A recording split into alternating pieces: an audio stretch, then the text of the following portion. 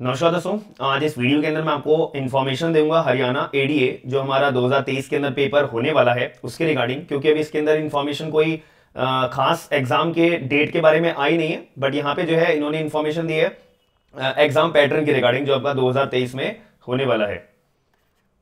2023 में जो आपका पेपर होने वाला है इसके रिगार्डिंग जो इन्फॉर्मेशन दी है, बट इसमें इन्होंने ना इन्फॉर्मेशन एक तरीके से ऐसी दी है जो बहुत कॉम्प्लिकेटेड है। मतलब कि मैं इस बात में मैं बोलूं कि कुछ लोगों के लिए तो फायदेमंद है, लेकिन कुछ लोगों के लिए एक नुकसान देने वाली बात है, क्योंकि बहुत सारे लोग ऐसे हैं जो एग्जाम की तैयारी कर रहे हैं लेकिन अपना पुराने पैटर्न के बेसिस पे उन्होंने एग्जाम की तैयारी करी है।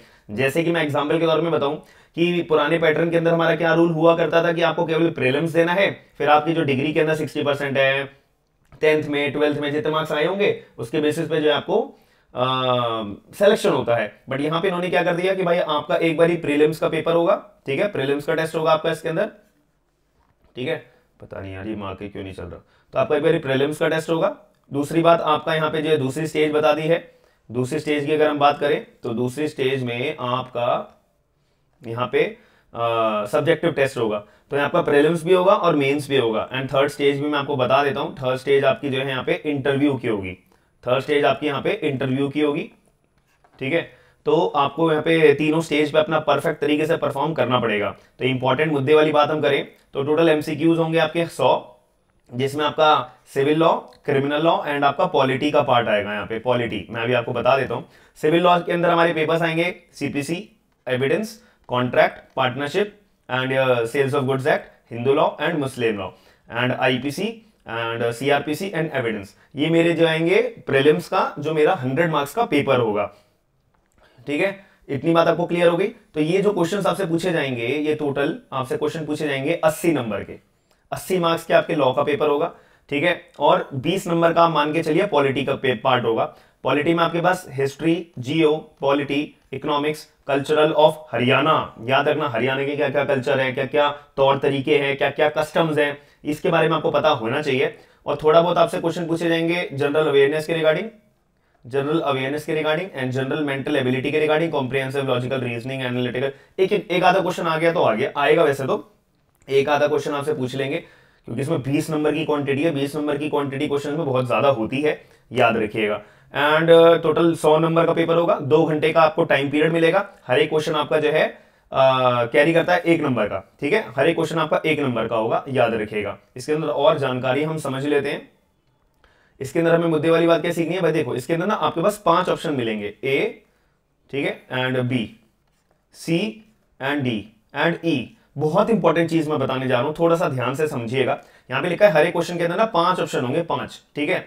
और the fifth option will meant for a situation where a candidate intends to leave the question unattempted. इसका मतलब ये है, मान लेते हैं आपको कोई क्वेश्चन आता नहीं है, ठीक है, आपको कोई क्वेश्चन आता नहीं है, ठीक है, मेरे को कोई मान लेते क्वेश्चन आता नहीं है। इस सिचुएशन में मैं क्या करता हूं, प्री के एग्जाम के अंदर मैं क्या करता हूं भाई, मेरे नेगेटिव मार्किंग ना हो, मैं ब्लैंक छोड़ देता हूं, ना मैं ए पे टिक करता, ना बी पे टिक करता, ना सी पे, ना डी पे, ठीक है। इन्होंने ये बोला कि भाई अगर आपको अपना पर्टिकुलर क्वेश्चन अटेम्प्ट नहीं करना है तो इसके अंदर आप अपना ऑप्शन नंबर ई चूज कर लेना, ई ऑप्शन को आप गोला लगा लेना, सर्कल कर लेना। अगर आपने कोई भी क्वेश्चन को अटेम्प्ट नहीं करा, यानी कि अगर आपने कोई भी क्वेश्चन के अंदर गोला नहीं भरा, तो इसका मतलब क्या माना जाएगा, वो क्वेश्चन जो आपने गोला नहीं भरा जिस भी क्वेश्चन में, वो माना जाएगा कि आपने अटेम्प्ट कर लिया है, ठीक है, आपने वो अटेम्प्ट कर लिया है। बहुत इंपॉर्टेंट चीज मैं आपको बता रहा हूं। तो अगर कोई भी क्वेश्चन के अंदर आपने गोला नहीं भरा तो इसका मतलब है आपने सारे क्वेश्चन अटेम्प्ट करे हैं। अगर आपको कोई भी क्वेश्चन को ब्लैंक छोड़ना है, यानी कि जो आपको क्वेश्चन को आता नहीं है, ठीक है, तो इसका मतलब आपको ई ऑप्शन को चूज करना पड़ेगा। बस ये एक छोटी सी बहुत बड़ी इंपॉर्टेंट बात है।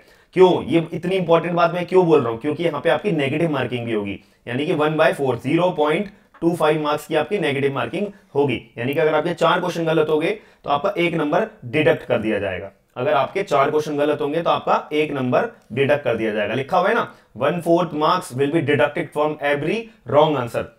इसका मतलब क्या हुआ कि आपने कोई भी option A, B, C, D, E में से कोई ऑप्शन चूज नहीं करा तो आपने अटेम्प्ट माना जाएगा और आपका मार्क्स डिडक्ट हो जाएंगे, क्योंकि सही आंसर तो आपने कुछ भरा हुआ ही नहीं है। तो अगर आपको ब्लैंक छोड़ना है क्वेश्चन को, तो आपको किसको टिक करना है, ई को टिक करना है, याद रखिएगा। लिखा हुआ है each question will have 5 option.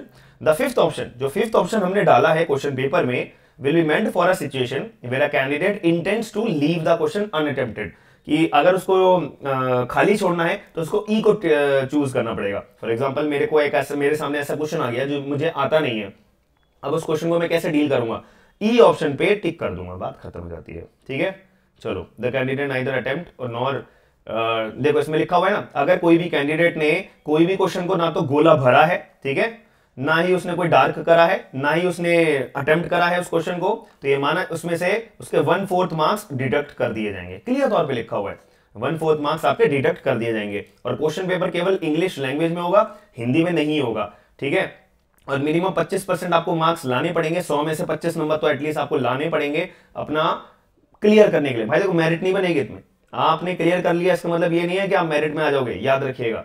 ठीक है, तो मेरिट बहुत हाई जाएगी इसकी, याद रखना। तो मिनिमम 25% तो आपको स्कोर करने पड़ेंगे अपना मेरिट में आने के लिए। इतनी बात क्लियर हो जाती है। अब आ जाते हैं इसका सब्जेक्टिव टेस्ट। इसका मतलब है ये आपका मेंस का पेपर है, ये आपका मेंस का पेपर है। तो मेंस में आपको क्या चीजें ध्यान रखनी है, वैसे तो सेम सिलेबस है। सिविल लॉ के अंदर देख लेते हैं, सीपीसी आएगा, evidence, contract, partnership, sales of goods act, Hindu law, Muslim, same syllabus है। क्रिमिनल लॉ में भी आईपीसी, सीआरपीसी एंड एविडेंस ये आएगा आपका। ये भी आपका क्वेश्चन पेपर केवल और केवल इंग्लिश लैंग्वेज में होगा, और आप लोगों का भी आंसर्स अपने इंग्लिश लैंग्वेज में लिखने पड़े होंगे। और 150 नंबर का ये पेपर होगा।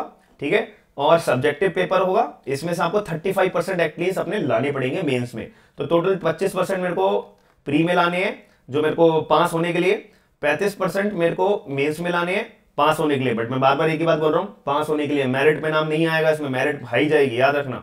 ठीक है, और इसके अंदर फाइनल चीज क्या बोली है, आपका फाइनल चीज है इंटरव्यू की। तो इंटरव्यू आपका क्या होगा, 12.5%। इसका मैं मतलब बता देता हूं। देखिए भाई, आपको जितने भी आपके प्री में से नंबर आए, ठीक है, जितने भी आपके मेंस में से नंबर आए, तो टोटल 250 में से आपके जितने भी आएंगे, टोटल 250 में से आपके जितने भी मार्क्स आएंगे, ठीक है, the number of the candidate called for the interview will be from 2 sides including bracketed candidates if any of the number of the category advertised post provided they have secured minimum cutoff marks of 35%. ठीक है, the weightage of the second test will be 87.5%. ठीक है, and 12.5% हम किस में से लेंगे, आपका इंटरव्यू में से लेंगे। तो इसमें बोला है कि आपने प्रीलिम्स आपका 100 नंबर का होगा, मेंस आपका 150 मार्क्स का होगा। 100 में से आपको मिनिमम 25% तो लाने ही लाने अपना मेंस का पेपर देने के लिए। अपना मेंस का पेपर देने के लिए आपको 25% तो लाने ही लाने हैं। ठीक है जी, बट ये मार्क्स आपके फाइनल कंक्लूजन में, फाइनल सिलेक्शन की लिस्ट में ऐड नहीं होंगे। ठीक है, अब सबसे बड़ी मुद्दे की बात आती है आपकी इंटरव्यू की, मेंस के पेपर की। मेंस का पेपर अपना कितने नंबर का है, आपका मेंस का पेपर है 150 मार्क्स का। इसका अगर मैं कैलकुलेट करूं 87.5% निकालूं तो कितना बनता है, आप लोग मुझे कमेंट बॉक्स के अंदर भी बताइएगा। आपका बनता है इसमें से 131.25। यानी कि कहने का मतलब यह है कि 150 में से आप जितने भी नंबर लाओगे ना, 150 में से आप जितने भी नंबर लाओगे तो आपके कंक्लूड करे जाएंगे 87.5% के रूप में। फॉर एग्जांपल के तौर पे मैं नंबर लेके आया 120, कितने में से, 150 नंबर में से मेंस में। तो मेरा कैलकुलेट होगा, कैसे होगा, मेरा कैलकुलेट मैं आपको बता देता हूं करके ताकि आपको दिक्कत ना हो। तो मेरे माने जाएंगे मैं 105 नंबर लाया हूं, कितने में से, 131.25 में से। ठीक है जी, अब इसके अंदर क्या बोला हुआ है कि 12.5% का आपका इंटरव्यू होगा। तो इंटरव्यू में आपने जितने भी नंबर स्कोर करे हैं, तो ये जो 87.5% तो आपके मेंस में से इंक्लूड हो गए, जिसमें से मैं 105 नंबर ले आया हूं। ठीक है, प्लस 12.5% आपके इंटरव्यू के आ गए। ठीक है, टोटल हो जाएंगे 100%। तो 100% में से आपने जितने भी स्कोर करा है, मेंस में आपके 105 आए हैं, और 12.5% का जो भी आपका कंक्लूजन निकलता है, ठीक है, तो उसमें से आपका कैलकुलेट करके आपका जो है एग्रीगेट कितना टोटल बना है, उस हिसाब से आपकी मेरिट बनी जाएगी। सीधा सॉल्यूशन है कि आपको प्री में अपने 100 नंबर का है तो प्री में आपको मेहनत ज्यादा करने की जरूरत नहीं है। मैं आपको क्लियर शब्दों में बोल रहा हूं, सबसे ज्यादा मेहनत करना आप मेंस में, क्योंकि प्री के अंदर आप 25 नंबर भी ले आए ना, प्री के अंदर आप केवल 25, कहां गया मैं, हाँ, प्री के अंदर आप केवल 25 नंबर भी लिया, आपका काम बढ़िया हो जाएगा। मेंस में आपको बहुत ज्यादा मेहनत करनी पड़ेगी, क्योंकि मेंस में आपको सबसे ज्यादा आर या पार वाली सिचुएशन होगी। तो याद रखिएगा, मेंस के अंदर आपको ज्यादा मार्क्स की स्कोरिंग करनी है। ये मैंने आपको पैटर्न बता दिया है। ठीक है, 87.5% आपके मेंस के इंक्लूडेड होंगे और 12.5% आपके इंटरव्यू के इंक्लूडेड होंगे। क्लियर है, ज्यादा कॉम्प्लिकेटेड नहीं है, सीधी बात आपको मैंने क्लियर तौर पे बता दी है। बट इस पे भी आपको ध्यान नहीं देना। अगर आपको एग्जाम के अंदर सिलेक्शन लेना है ना, तो मैं ये बोलूंगा आपको इसके ऊपर भी ध्यान नहीं देना। क्यों भाई? आपको पढ़ाई करनी है।